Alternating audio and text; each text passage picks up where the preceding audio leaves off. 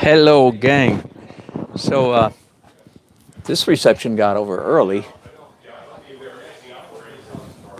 and yeah, I'm the only worker bee that wishes it had gone longer. I, I could have finished the painting if it had gone longer, but that's right. So I'm gonna do just a little bit here.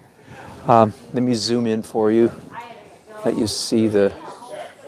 Whoa, that's zooming all right. Now, will it focus? Whoa, that's zooming all right. Now, will it focus? Come on, come on, come on. Come on, come on, come on. Sometimes we have a hard time getting it to focus. Will it stay? Yeah. Anyway, so there's the bride and groom. I'm I'm quite happy with her likeness. I will look at the groom, Chad, a little bit more when I get home. I'm certainly not going to try to finish it tonight. I'm taking this painting home tonight. I'm taking this painting home. Although I like to assure myself that if this reception had gone till midnight, I would have finished it. And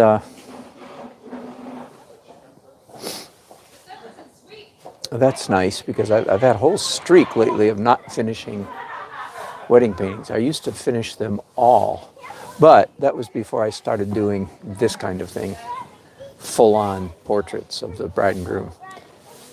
So even though it took quite a long time to render them, I did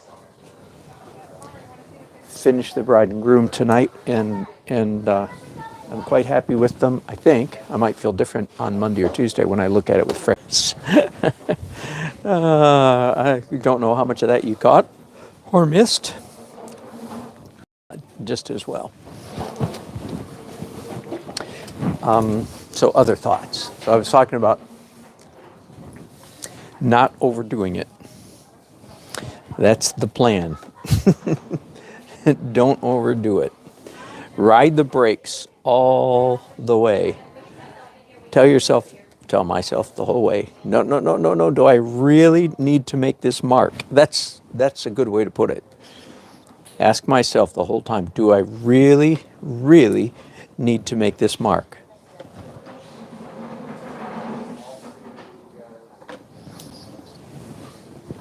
Okay. Right now, I just finished painting most of the fireplace, various shades of gray, and now I've mixed up a lighter shade of gray. I want it yellower than that, a little yellow ochre. Lighter shade of gray to do the old trick that I talk about often.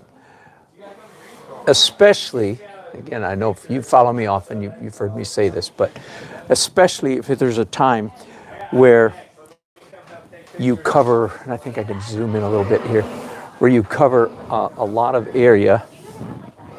Sorry about all the here. There we go. Where you cover a lot of area with one color. Now I use more than one color of gray, but still, I covered a fairly wide area with more or less the same color. Okay, you're following me? It's at times like those that this trick is especially important. The trick being, after putting down that color,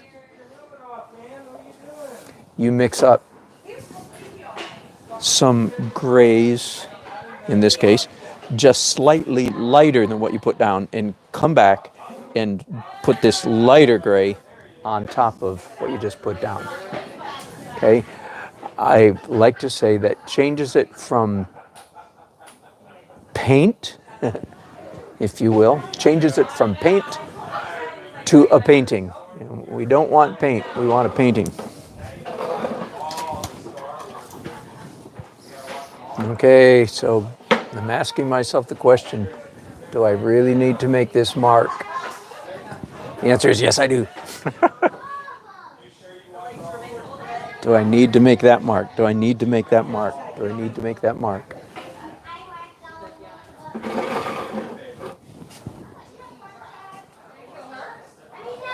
Okay, This, by the way, what I'm doing right now is a pretty good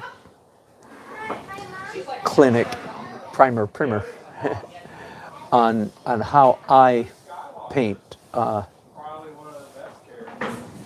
last layer. Again, it might be done with the fireplace. I don't know that I need to do any or many more of those little marks that I'm making.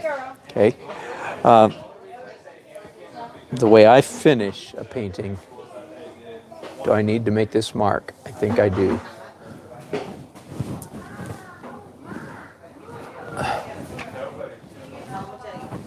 Okay. There's a lot. Do you see all the underpainting that's showing through? All the colors, blue and red in particular, green, all kinds of colors showing through.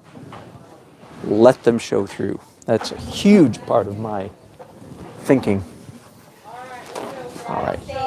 I'm not going to paint much longer because everybody's cleaning up, and I have a feeling if I stay here too long, I'm going to make somebody work late. So let me do just maybe one more thing, and that is down here, define the back of the groom's leg just a little bit. Now, the word define, should throw me a big caution flag, because define has the connotation of hard edge, right? Definition has the connotation of an edge, and that is what I'm planning to do. And those are the very kinds of strokes that are especially dangerous.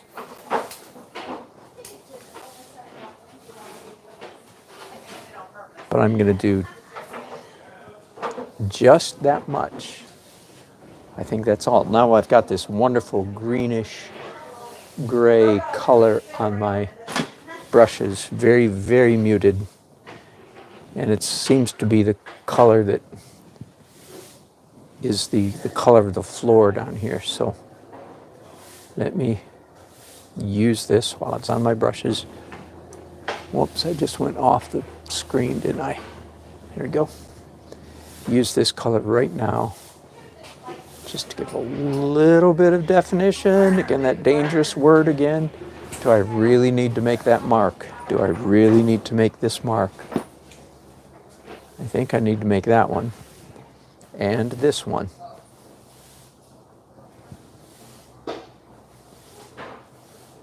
And that one.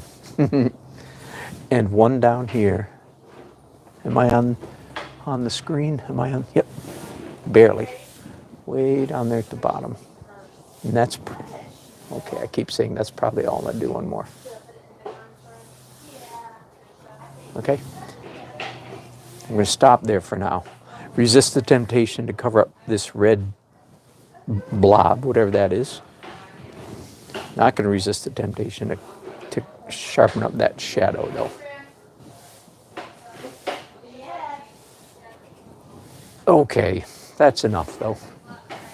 I better get packing up. You know what? Here's a trick. It's always a good idea, if possible. It's always a good idea to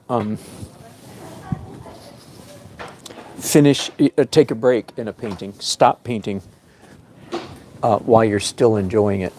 That's a good idea. Because that means you're a lot more likely to actually. I do have a head today. If you stop a painting, quit painting, you have to take a break, right? If you try to take a break while you're having fun. Don't keep painting till you're worn out, stuck, irritated. Stop when you're in a good mood. Stop while you're, and that's what I'm doing here. I'm liking this painting. I'm really excited about coming back and finishing it, which means I don't have, of course, I'm being paid. I've already been paid. I don't have any choice but to finish it. But still, it's a lot more fun, good practice, because I'm leaving at a point where I'm really looking forward to tackling it again. Okay, thanks for joining me as much as you could today, and I'll be doing another wedding tomorrow, so hope you can join me then. Thanks. Anybody leave any comments? Nope, nobody's watching. It's the middle of the night. Bye.